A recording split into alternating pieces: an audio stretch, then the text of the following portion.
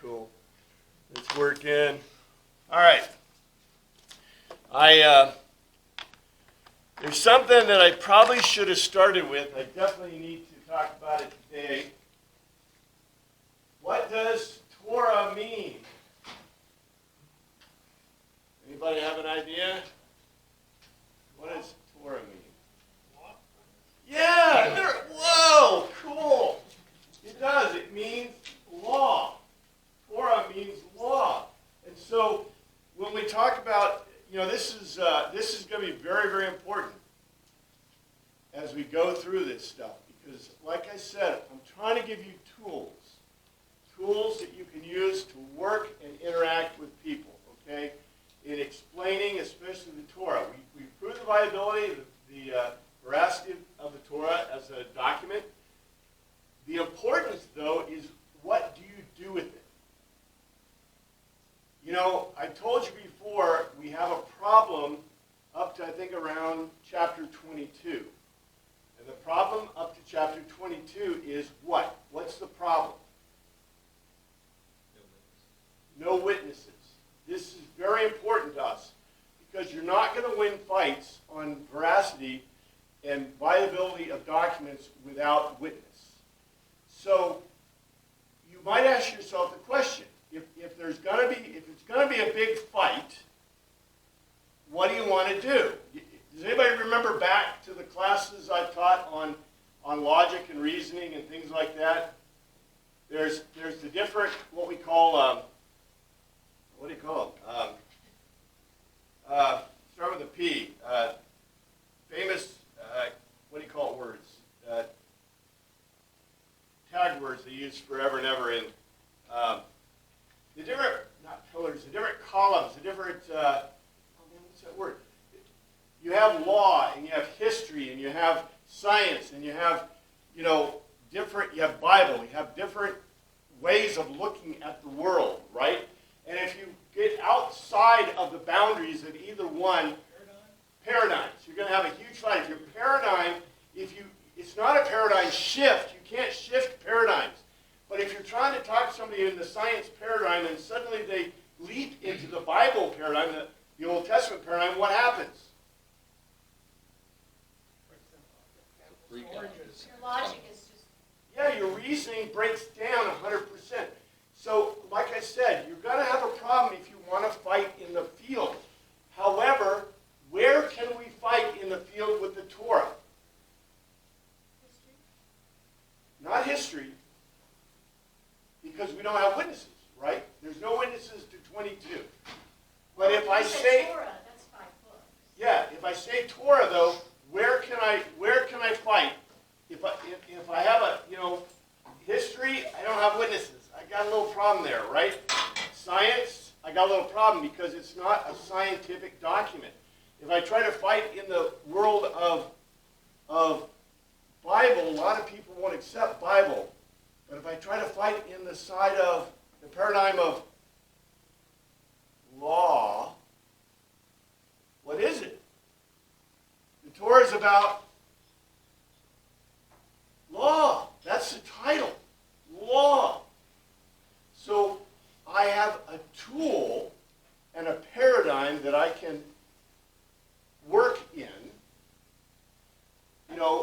Usually we're not getting in such deep discussions with people that we go into these huge details, but you need to know this, and it will help us'ns and they'ns, right?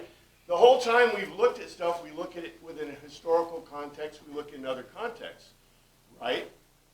Have you ever looked at the Torah in a context of what it is? Law. In this context, as a matter of fact, I would argue this is really the point of the whole context of the Torah. Because its title is the law. Law. Now, as you also know, the legal paradigm, I can make anything legal that I want to. Hitler made legal killing Jews or killing so-and-so because law is that way. And that's the problem with law. However, law also puts you on a very important footing because we, by law, put people in jail or send them to, to execution, etc. So law is the context, and that is, I think, the primary context we want to look at things, and this will give us tools to both understand what we're looking at, number one, and to be able to communicate what it means, that's number two. And so that's the whole point. Let's look at these words of the day. These are critical words of the day for understanding. Specifically, I've got the Adamic covenant here. There's still things we can say about the names of God, and the names of God. I wouldn't have brought up the names of God if they weren't going to come up every time we talk, right? Because the names of God are critical in understanding both the Old Testament, and future and New Testament context. But we're talking about the Torah context. So all of these are words that have to do with the Old Testament, probably things that you've thought about or wondered about forever and ever. Number one, ruach. Ruach specifically means when, but by resemblance, breath, or a forceful exhalation. Anybody remember a word in Greek that really fits with ruach? Pneuma. Yes. I think this is really interesting, but the ruach the pneuma is the forceful breath or the conscious breath, as opposed to suke, which is the unconscious breath in Greek. So ruach means when, and how does that, what is ruach? Well, we'll see how ruach fits, but ruach means literally a wind or a breath. Kodesh means a sacred place or thing. A sacred place or thing. I'm a Greek guy, so Greek. Agios. Yeah, agios. Sacred place, I think Kodesh. Kodesh has a little bit better context, and as a hagios is not a very positive thing in Greek, right? Where a Kodesh is a little bit more positive context in Hebrew. Amar. Amar means to say, but it's only used with great latitude. We call this the command word.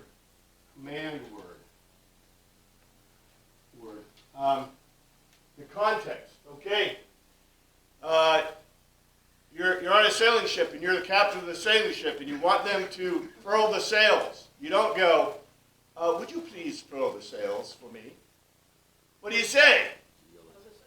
Furl the sails. Get to it, right? Because if you're ambivalent, you're done. The amar in Hebrew is the command word. And matter of fact, translated in Hebrew or in Greek, this is logos. Logos. Logos in Greek means a logical argument. Now, amar isn't so much a logical argument, but guess what? This is what it's translated as. And the reason I'm bringing this up, why would you think I'm bringing up the Greek when we're talking about Hebrew? The differences of the translations. Yeah, the Septuagint. Okay, we can't ever forget, right? Because one of our primary source documents we have for the Torah is the Septuagint. We call it LXX. So have you ever seen me writing this LXX thing? LXX means Septuagint. That's 70 in Greek. And so, not in Greek, in Latin. And so LXX means the Septuagint, means the 70. Supposedly 70 scholars translated the Torah into Greek in 250 BC. And if you remember from veracity, 250 BC gives it, that's like when most of those books in antiquity were still books of antiquity, when they translated the Torah from Hebrew to Greek. So guess what we have?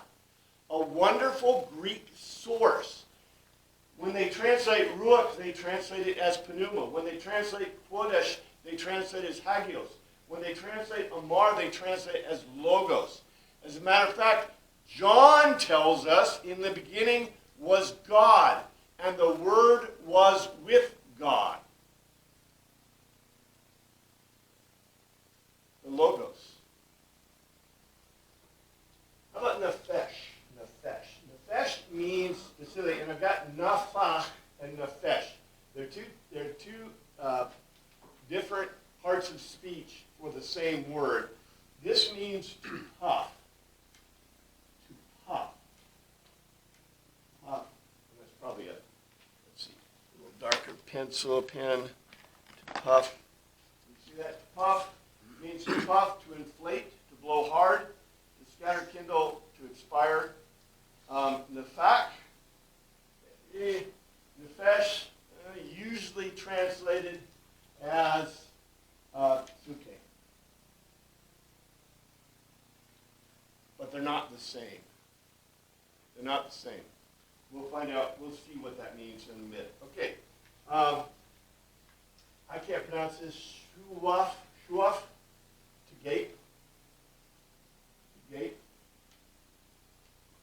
To snap at, to figuratively to overwhelm and break. And by the way, okay, remember in Greek, everything is concrete. In Hebrew, it's all euphemistic. It's euphemistic versus concrete. So this is kind of the problem that they had. When they translate this word, ruach, you notice ruach can mean wind. It can also mean a conscious exhalation of breath. But pneuma, specifically in Greek, means the conscious breath. It is used figuratively, yes, in Greek to mean other things. But generally, whenever you see that in Greek, it always means the conscious breath. Which makes English very trying to me in the translations, because what do they translate? Remember, suke is the unconscious breath, also thought to be thought by the Greeks. So this word gets translated as soul all the time. But the Greeks would probably say, this has nothing to do with soul. Suke, right? Because of the way they think. Anyway, that's just a freebie there. Okay, rush. Rush means to shake. To shake the head. To shake the head. What is to shake the head? Rosh is very interesting. What is this will save your lives. In English, when we want to say yes, what do we do? Okay? In Arabic cultures, what do you do with your head to say yes?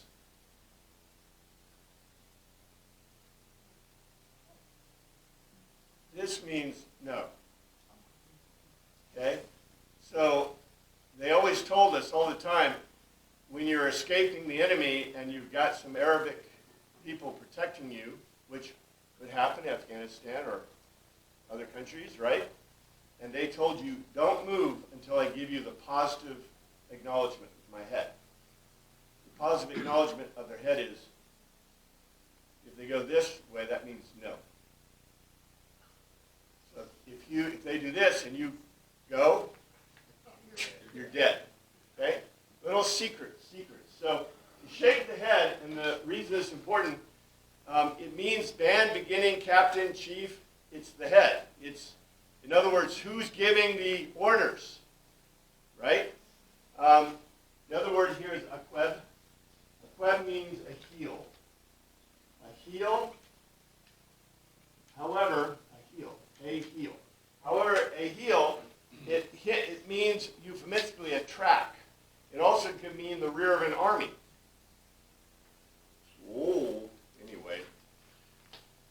We've got a whole bunch of neat words that we can use because we're going to talk about the Adamic covenant. And the reason the Adamic covenant, well, first of all, I gave you some notes. The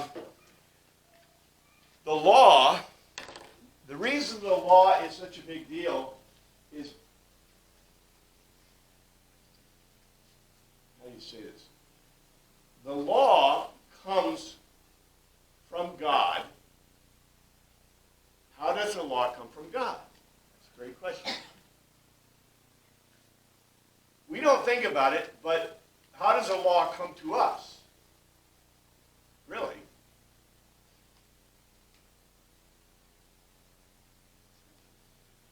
Well, we would say the scriptures. Okay, let's look at our country, our nation. Legislative process, is that what you're saying? From what? Ideas. What does it ultimately come from? English common law. I go for natural law, but what do we enshrine that natural law in all? What is the basis for all U.S. law? The Constitution. Yes, the Constitution, believe it or not, is a covenant. You don't hear it very much, but the covenant of the Constitution is basically, if you do this, we'll do this. However, the you do this is natural law. The natural law is what? It's natural. It exists just because you live, right? And so the point of the covenant in the U.S. Constitution is, do you have to do anything to be part of that covenant? No. Just by living and breathing, you are, as citizens of our nation, which has become an interesting issue, you are a covenant bearer in the terms of the Constitution. The Constitution does require you to do some things, but those things are all covered under natural law, and that's a whole other question. But the big deal is all law is covenants. So in other words, you are agreeing by being on the Constitution to following the what? Constitution. Likewise, like as a military officer, I was an appointed official of the U.S. government, and so as a military officer and appointed official, I raised my hand every time I got promoted or joined the service that I would uphold the Constitution of the United States of America. Who else does that? Congress, the President, everybody who's an appointed or elected official of the U.S. government is required by the Constitution and the covenant to do what? To swear an oath to join the covenant of the Constitution. The rest of you don't necessarily have to fulfill those obligations of the covenant of the Constitution unless you've sworn to uphold them. But there are people who are supposed to uphold those constitutional covenants. That's why we can have people that, are conscientious objectors, for example. We, in our system, will allow you to be a conscientious objector. We do not come down, like with martial law, and say, you must. We always give an out, even if it's becoming a medic, right? We require you to serve to protect and defend the Constitution when we need you to. But guess what you do? When you swear to protect and defend the Constitution, let's say there's there's a draft. There's a draft and I bring you into the service, right? You swear to uphold the Constitution during the time that you are in the military, which is interesting. So we all live under the covenant of the Constitution, but certain people are asked to swear an oath to uphold that covenant. That's what we're talking about in the Torah, our covenants. Covenants are called, and I should have given you this word of the day, but I didn't, but a covenant in Hebrew is called a B-E-R-I-Y-T-H, a brit, which equates to diatheke. A diatheke, pretty similar concept. Diatheke in Greek compared to a brit in Hebrew. I have a whole bunch of stuff of how this got started. Ultimately, people say, how did a breath or a diatheke become? You can see them easily in Anglo-Saxon cultures. We're a viticulture. Viticultures are warrior cultures. Greeks are warrior cultures. Hebrews are not so much warrior cultures. They're a pillage culture. But warrior culture, most of the covenants or the diathekes, the way they started, well, how do you think they started? In a warrior culture, why would you have a covenant? What's a covenant in a warrior culture? Keep your Well, tribe, but what about individual warriors? See, that's the thing. In a viticulture, and this is important to understand, the only remaining, you remember how I went to the tenses? I, we, you, right, are the different pronouns? There's one pronoun left in English that's vita. It's both. What's both? Both applies to two. There used to be a whole set of pronouns in English, or in Anglo-Saxon, and there used to be a whole set of pronouns in Greek, because they're both warrior cultures. Why two? What two are we talking about? You and your shield warrior. In Anglo-Saxon culture and in Greek culture, the idea of the shield warrior is a huge deal. So we call them blood brothers. As a matter of fact, where did the idea, blood brother idea did not come from the American Indians. Although the American Indians did do this. Where the idea of the blood brother came from is your shield warrior. To announce that you were a shield warrior in Anglo-Saxon culture, you would chop your finger and put your fingers together and mingle your blood. We don't know if the Greeks did that, but the Anglo-Saxons definitely did that. You become a shield brother. You're shield brother, and there's nothing, people want to do all kinds of crazy sexual stuff with this. There's no sexuality at all in this, but you lived with your shield brother. Your shield brother was the protector. And as a matter of fact, even when you married, many times, the shield brother would follow you, not into the marriage, but the shield brother would be part of the relationship in the family, protecting you. As a matter of fact, that became, in more modern medieval culture, the shield brother became the steward of the castle, the person that was supposed to manage the affairs of the lord, right?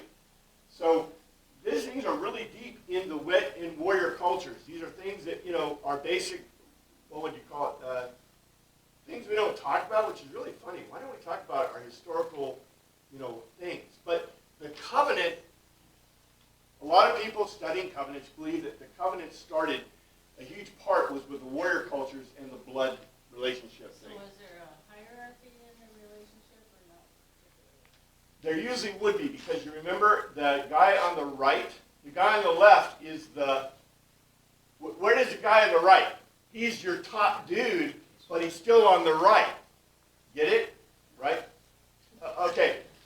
When you fight in a battle, you have a shield and you have a sword. Yeah. The guy who stands before you also has a shield and a sword, but he's your shield brother. His job is to protect you, not anybody else. But guess who's protecting him? Well, you hope. But is he his shield brother? Not necessarily. See, in a viticultures for, look, I don't know why they formed, but they seem to be very effective in warrior culture. They have a bud, right? Somebody protecting you. But I guess, if something happened to him, it's like, oh, sorry. What if you're left-handed? That may be the reason why lefties were discouraged, because it could be pretty bad. Although it would be a pretty good idea to have a left-handed, right? Yeah, and then you can shield each other. Yeah, they should have probably cultivated that, but they weren't smart enough, right? Took them a while. But obviously, the idea of the diathecta and the covenant went into what relationship?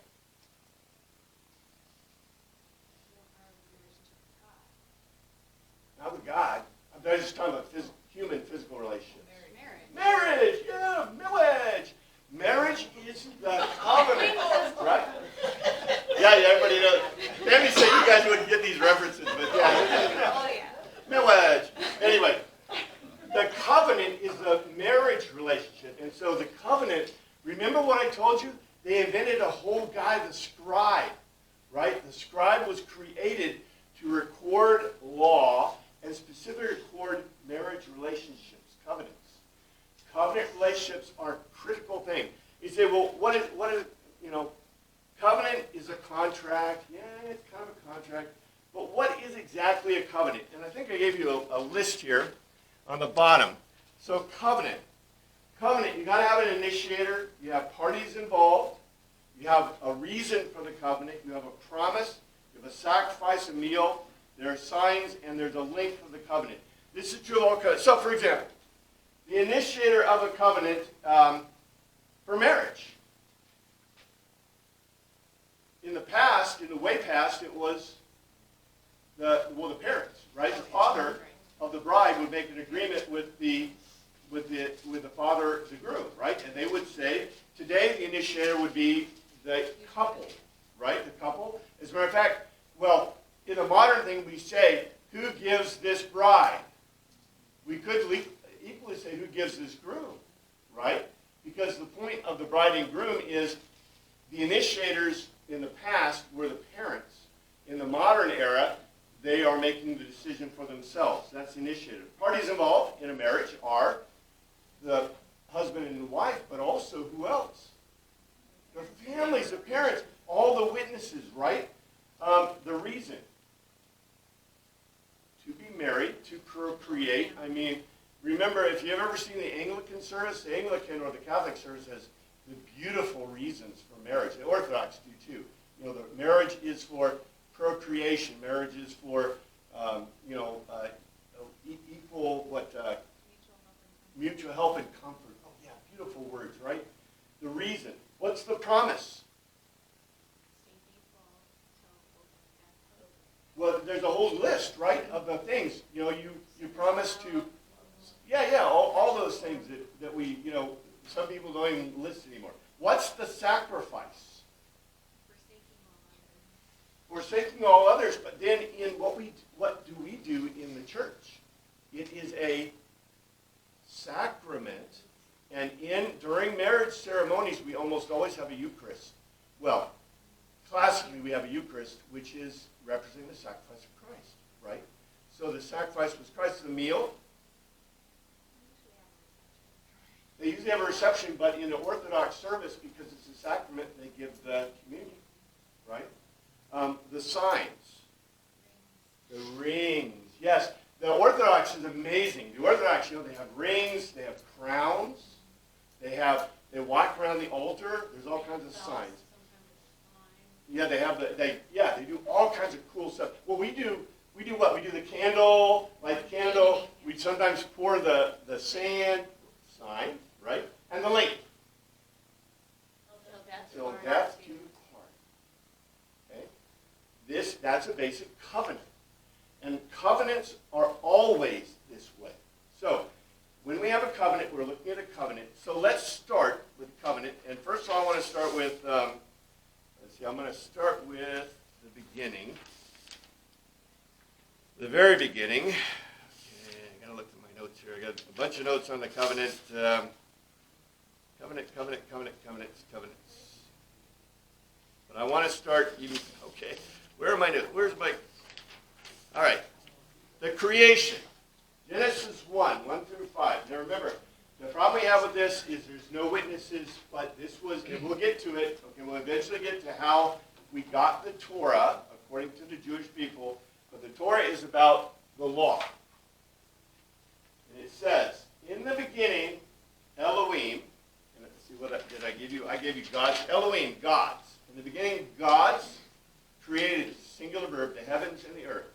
Now the earth was formless and empty. Darkness was over the surface of the deep. And the Ruach of God, the wind of God. How do you get spirit out of wind?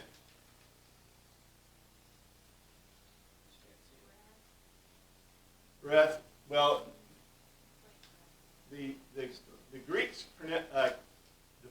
the Greeks translate it as pneuma, but the way you get spirit out of wind in the Hebrew is because Hebrew is very euphemistic.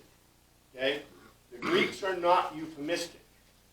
The Hebrew is very euphemistic. Now, still, the Greeks are still using pneuma, which means a conscious breath. But I just want to presume some things here from the Hebrew scholars. Because the Hebrew scholars use the word pneuma, what kind of breath is a ruach?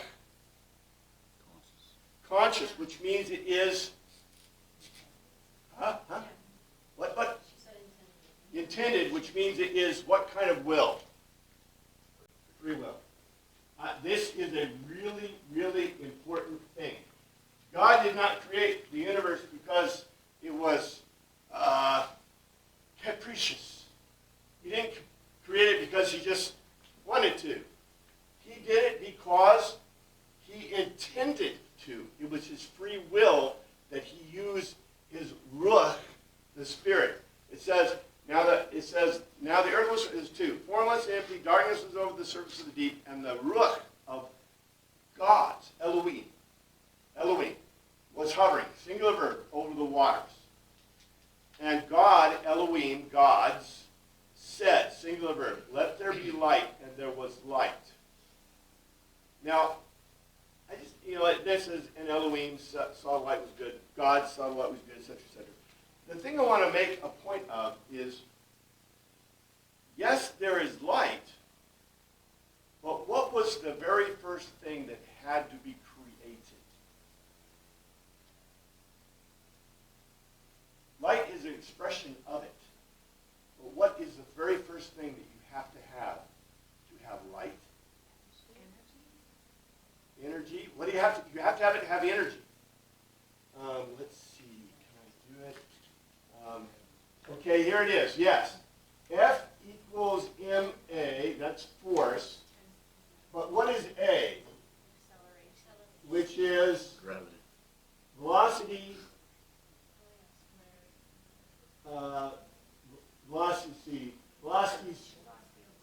velocity. Velocity. All right, I'm doing it. Yeah, like the change in velocity over time. It's a change of velocity over time. Velocity time. Velocity times time. And velocity times time is distance times, this t squared. This t squared. This t squared. This is definitely t squared. Distance. Velocity. Anyway, you know what I'm saying, right? What do you have to have force? Time, right? To have anything to do with force, energy, light, I have to have time. Period. Because the great energy equation, what was the energy equation? Equals MC squared. E equals mc squared. Speed of light. Speed of light. To have light, I have to have time. So the very first thing that was created had to have been time. And what is really cool about this, let's see, did I say it? And I should have put it in there. I didn't put it in there. And God's amar. They amar. They logos. That's in 3. Where it says said, singular verb, it should have said, and God's amar, let there be light.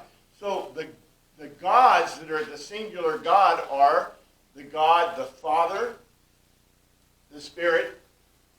Matter of fact, Yahweh Elohim, Ruach HaKodesh, Ruach Kodesh Elohim, Ruach Elohim, and Amar Elohim.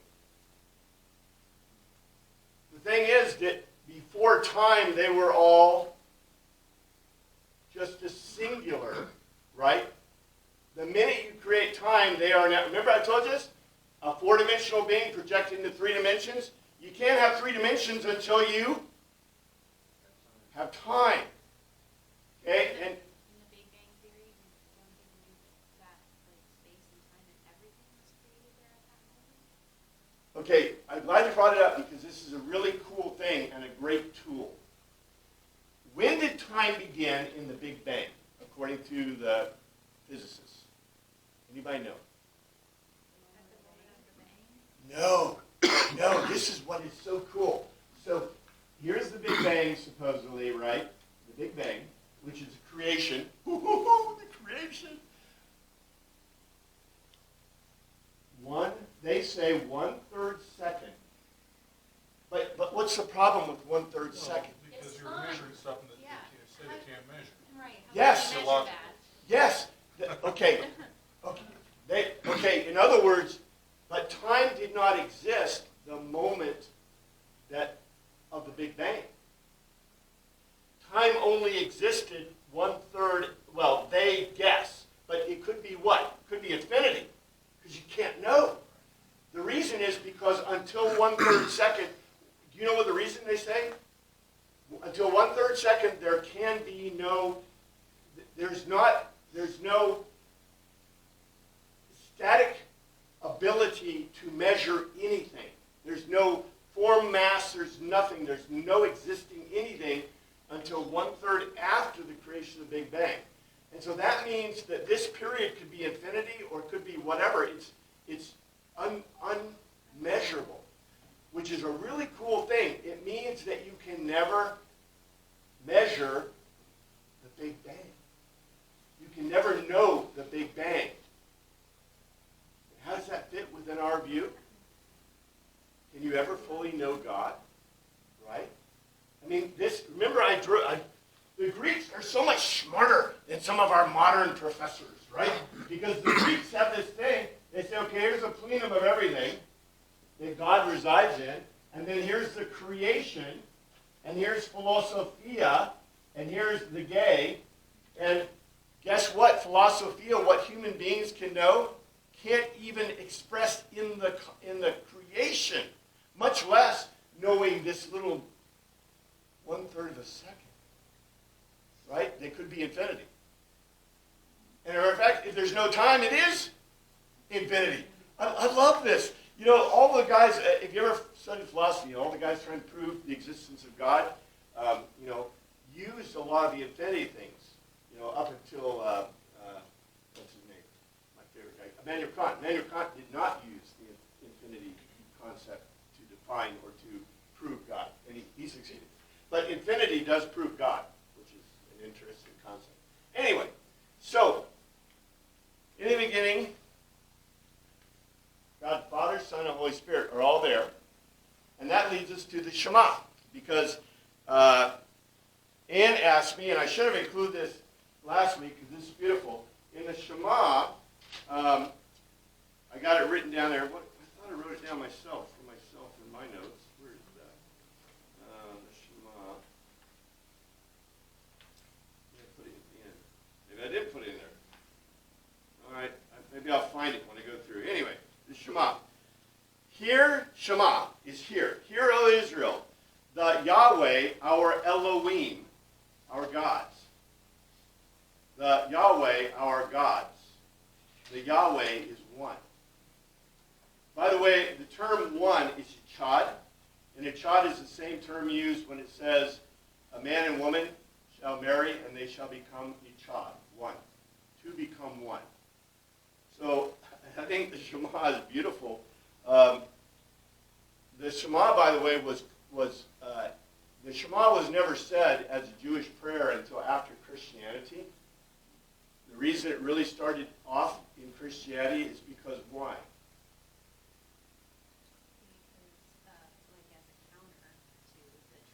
It was a direct counter to the Trinity because those rascally Jewish Teen Hodo sect said, look, the Torah says in the beginning gods.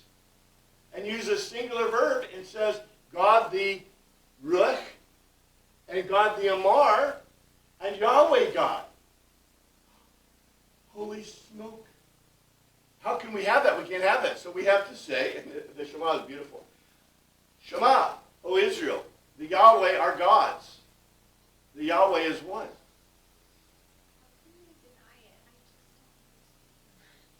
Well, to me, it's beautiful. And, our brothers, our Jewish brothers, all we can do is use our tools, right, to help them. Because the Torah law, that's the point, is Judaism proves Christianity. Christianity is just a sect of Judaism. And the problem with us as Christians, we got to stop looking at Jewish people as our enemies or our not as friends and look at them as our brothers and sisters because they are. They're just another sect of this Jewish thing. Maybe like Jesus, sometimes we have to say, well, hey, wait, don't do that, right? And they know it a lot of times on their own.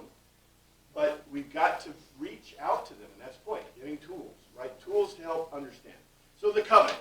Number one, the covenant and creation of man. So the Lord Yahweh, God, Elohim, gods, Elohim, took the man and put him in the Garden of Eden to work and take care of it. And the Lord Yahweh, God Elohim, commanded the man.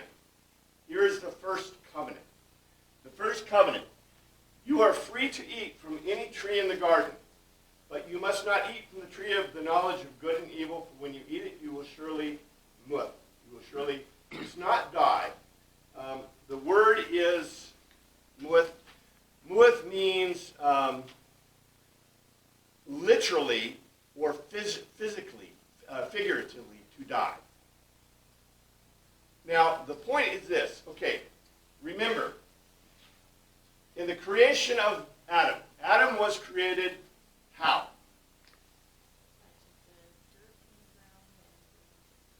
Yes, Merrick, I should have probably put that in there. When he breathed into him, he breathed in nefesh. So he took the Adam. Matter of fact, Adam means dirt. Adam means red dirt. To be most precise, red dirt. God took red dirt and he nefeshed. By the way, when he made the animals, what did God do? He nefeshed. So man was created nefesh. According to the Old Testament, man did not have pneuma. He had nefesh. He had suke. So he had thought and he had breath. And the idea in the Hebrew is that when you lose your breath, your nefesh, then you die. That means when you stop breathing. And by the way, that is legal in Hebraic thought for years, forever and ever. The minute you stop breathing, you are dead. Which also leads to the big thing. You know how we have these great fights about, people who, the heart, their breath stops and their heart stops, and right, and they supposedly die and they come back. And that's really cool. I'm not, fighting or debating that. But remember, in Jewish thought, it was when you stopped breathing that you were dead. So that means there were a lot of people who were pronounced dead who were probably alive, right? Have you ever had your breath knocked out of you when you were a kid, right? And you're sitting there, right? They would have said that you're nefesh. You lost your nefesh. And, probably they stand around and look at you. I'm talking about the old days, right? Today we know better. But, they stand around and look at you like, right? Today, if you weren't breathing, we would do mouth CPR, right? And even if your heart's not, and I've gone through this in my classes, you're not dead until 3 days after you're dead anyway. So, that's a whole other thing. But in any case, so we know that this is the way Adam was created. And so in the beginning, let's start with the first covenant. So the first covenant, who was the initiator of the first covenant? God did. God, and who was the parties involved? God and Adam. The reason? Oh, here's beautiful. What was the reason? Adam was made in what? The what of God? Image. Image. What image was he made in? Is man a four-dimensional being? Nope. In what way is he the image of God? Well, not the spirit. Yeah, free will. There's something here, right? That's the point I made.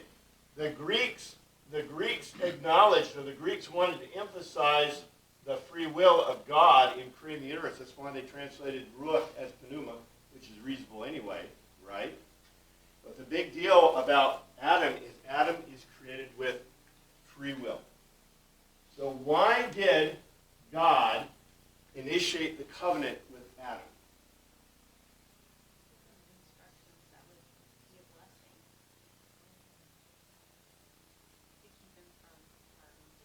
to keep him from harm and danger. To keep him from harm and danger. So, what was the promise of the first covenant?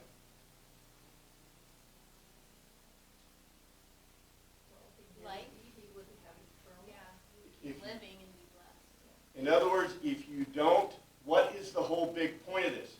Don't do what to God? Don't disobey God. All he had to do, right? Because Adam created perfect in naivete. He doesn't know matter of fact, is there any good and evil in the universe at this point? No, there can't be. There can be no good and evil. There is no one who disobeys or can disobey God. There is no disobedience. Yes, sir? What about the serpent? Now the serpent is an interesting question. Now you're starting to get into theological stuff. But the big deal, let's look at that in a second here. I will.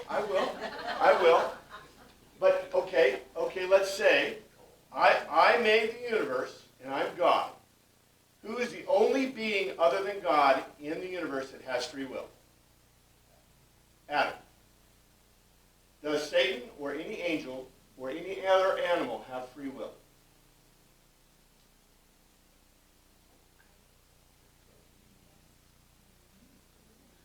If they can choose to rebel against God. Now, How can you rebel if you don't have free will? now you are stepping into the theological pool so deep that you're going to drown. Because if you conclude that animals or that angels have free will, you also have concluded they are equal to God or they are made in the image of God. And angels obviously cannot be made in the image of God because if they were, right? And matter of fact, when God created, was it okay? Was it partially good? It was perfect, right? It was perfect. So in a perfect existence, can there be good and evil? Can there be disobedience? There can't be. So then God created Satan and the demons bad in the first place? Because what else other conclusion could there be? oh no. The point is this. The whole thing is that Adam, did God make a covenant with the angels? Well, wait a second. Yes, you do. Because we're talking about the Torah. And the Torah is God's revelation about, and these are the things that you and I hold to as unchangeable laws of God. So if there was a covenant between God and the angels, who would be the first to tell you? The Torah, right? The Torah would tell you that the first covenant was made with the angels, but the first covenant was not made with the angels, it was made with Adam. Because Adam was made in the image of God, not the angels. Angels are not made in the image of God. Angels are simply there to do God's will. The thing is that you have Adam. Now, the rest of it you need to look at the huge theology. I'm not teaching theology, I'm just telling you about the covenants. So, the covenants here, what is the promise is that you won't die, right? The promise is if you don't disobey, you won't die, right? What's the sacrifice? You can't eat You that. can't eat of the two, good and evil. What is the meal? All the other. All of the Garden of Eden. Yeah. And what's the signs? That he gets to live there. You can see it. You can see the tree. You can see it. You can see all. There are lots of signs. And he walked with God, right? He was image. What's the link? Forever. Okay. This is the importance of this from a law standpoint is that this first covenant was to Adam. It wasn't to all of mankind. It wasn't to all of female kind or humankind. It was specifically to Adam. Okay? Now, we will later see that there is an issue with this because the next covenant is, let's go to the next covenant. Okay, in 18, see, I think it's 3:18. 3:18, the Lord said, the Lord God, Yahweh Elohim said, it's not good for man to be alone. I will make him a helper suitable for him. Now the Lord God, the Yahweh Elohim, had formed out of the ground all the beasts of the field and all the birds of the air. He brought them to the man to see. Named them. Then the Lord made woman from the rib he had taken from man, and he brought her to the man. And the man said, this is now the bone of my bones, flesh of my flesh, and he should be called woman, for she was taken out of man. And for this reason a man will leave his father and his mother and be united to his wife, Ishad, and they will become Ishad flesh, one flesh. Just like the word in the Shema for one God. The man and wife were both naked and they felt no shame. Okay, I just love to point this out. I have to point this out. Men are XY chromosome. our XX chromosome. So to make a woman, make a man, right? He took a rib. He took one of the ribs, one of the chromosomes from Adam. If you take an XY, let's say I have an XX, and I take one and put it on the other, what have I made? An XX chromosome. I think it's really interesting that, this XY chromosome thing, okay, remember, we take this all literally, but in the Hebrew worldview, it is euphemistic, right? So how did God create? Well, okay, God could create a woman from a man using a rib. God can do that. But what do you think? I think this is a wonderful scientific pointer that is really cool, right? And by the way, I will also point this out. Which one is the perfect of the human species?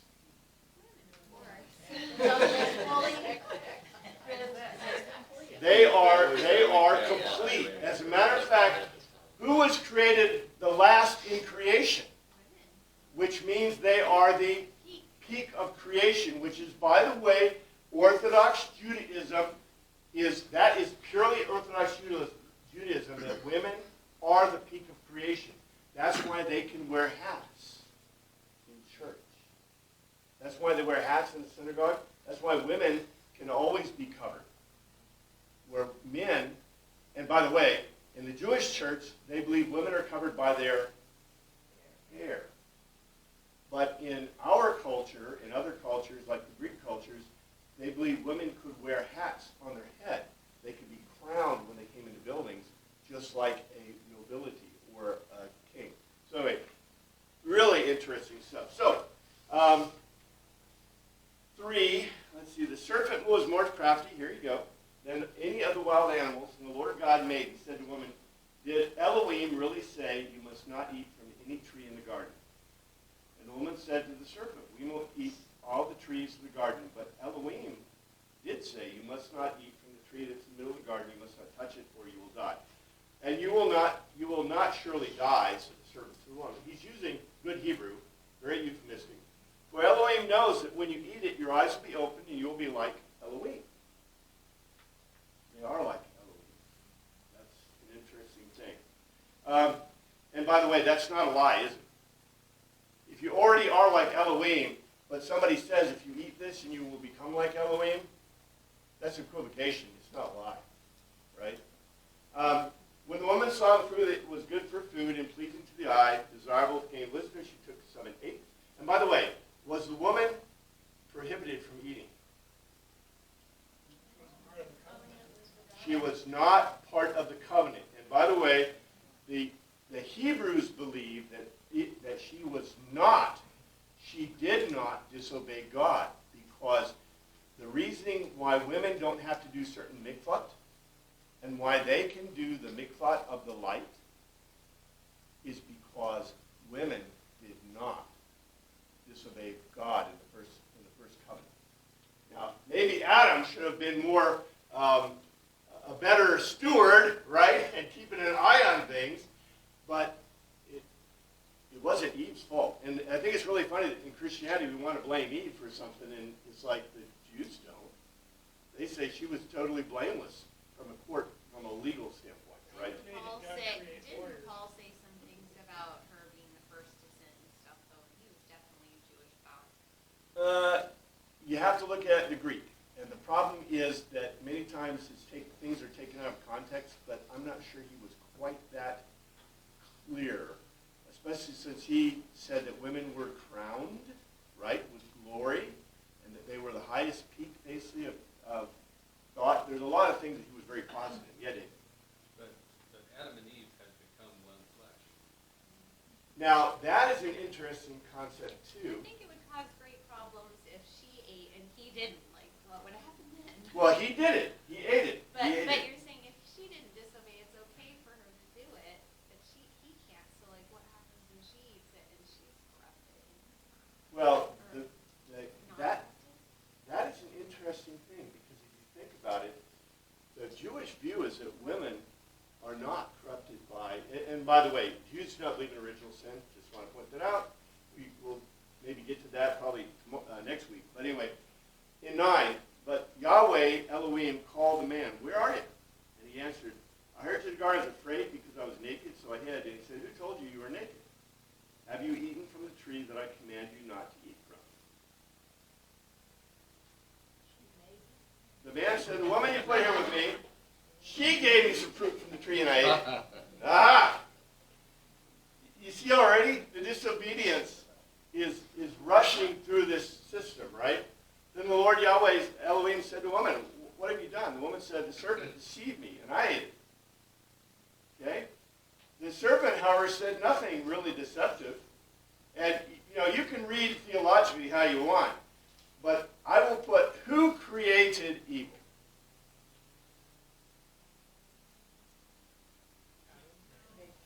Evil just is because, like, front and back, front without back. I don't agree. I think that God created the universe with no evil. The problem is that man, there's another part of being in the image of God that's not just free will, and that is what? Creator. Creator. Man is a creator. And what did he create? He created evil. That is our problem. If you didn't know, that is our problem. How could that be, though, if Satan was around tempting him first, trying to get him away from God, then he's evil first? Well, your presumption is, number one, where has Satan been mentioned in any of this? Just the serpent. Other scriptures. Well, all right, let me put it to you this way, okay? Let's say that you are let's say you're an angel, and you saw that God, and here I'm delving in the theological part to help you, all right? But this is, if you go look back at Christian literature and Christian philosophy, you'll see this. It's okay, I'll tell you in 5 seconds.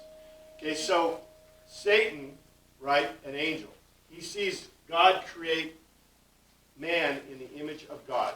Image being creator. And he knows that man is going to be disobedient and evil. So what is he trying to do to protect God? Destroy man. Now the thing is that he has no power until after what happens. Man creates evil. You can't have evil in the world. There are philosophies and ideologies about the creation of evil. But can God create evil? Can Satan create evil? He's not a creator. He's not in the image of God. There's only one being in the whole universe that is like God. It's using in essence. We did it. It's our fault. Anyway. By the way, I found the verse I was talking about where Paul says, "I do not permit a woman to teach or to exercise authority over man. Rather, she is to remain quiet. For Adam was formed first, then Eve. And Adam was not deceived, but the woman was deceived and became a transgressor."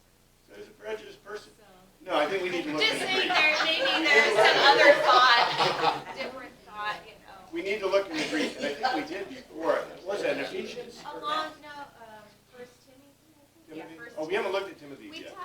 we did talk about that a long time ago, I can't remember. Women, don't look down on yourselves. You are the peak of creation according to God, but that's just God speaking, not me. And the Super Bowl. Thank you, Father, for your word. We pray you look out this week. In your name we pray, amen. There's an interesting commercial. It's like Liberty Mutual or one of the insurance commercials. They're talking about three versions of love. Three versions.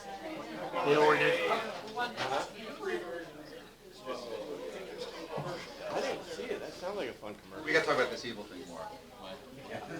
First of all, I want to chase a rabbit. I don't think there's a sunset clause in the oath. I think when you take an oath, that's it. Well, unless you state in it. Yeah. I mean, you can state that this oath will last until death, Yeah. or this oath will last until a certain time. Something happens, right? Yeah. But I'm saying, okay, when you took your oath A general oath. as a military officer, you took an oath to protect and defend the Constitution of the United States with no sunset clause. Right. So your bound by that oath until you're dead. I would agree. Yeah. Okay. That's it. I don't disagree with that.